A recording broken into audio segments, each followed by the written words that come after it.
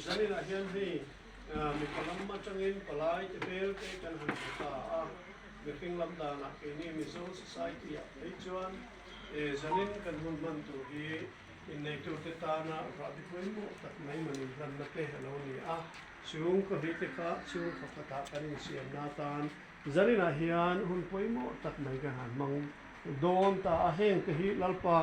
nai min fiat sak e ni ti ken fia a hun kalta a hun kan han po fan chung changa te po eng ma boina le har san na thleng loving tu hun min foi ke kan lom ema lalpa lom tu kan sei ni zanina he hun kan man hi nei min man foi la tu ka kan thil ti tu zong min kai foi tu hun ka pong poi mo atan nang in man sa la kan do a zanin mai tan hian kan nge lo lalpa na tu ka in na problem kan man tu zong te ko nang in nei sakin e ko ta min ko sa la kan boke kan ti apia ne ro pui ne lo ne se lalpa isu kristan ni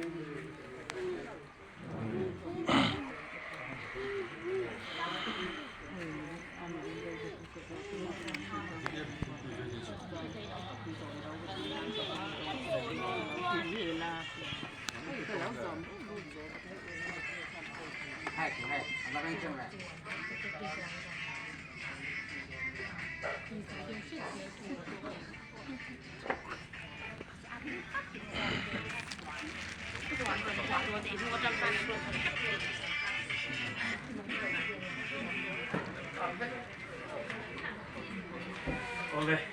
Zarina, zaom ko, maya, ang sakit masak ngai dah lain dia cantik lai juang, tak main, so ikam, bor kan hang pinzo na, amaro jadi om, ahun kita hang tak coba om jana lo nida, om bana, sepok, dan kaya pada, sepok semua lebih. Kaya kita maritim lama. Juan kita buat ini kau lebih orang sekarang ni kita kan seidua. Ini ni sila kan kalau tidak tu semua teh, kudu semua teh. Aku lebih tahu dong sama. Ini kuatnya aku nak sang dia. Di dalam pohon asam be lek sina jadi apa kan tiang angin tiga ani mai tu ramai tayla acain kan sia jauh kan sia lo ngai lah in mangde buat kai lan makan sei duju ani palagi kan yang ini opor tak mai kan rom kan hanlenga eng ma har sabdami siam saklo le atu lam zong mai min fin chua zokin hetiam ka han puitin thei hi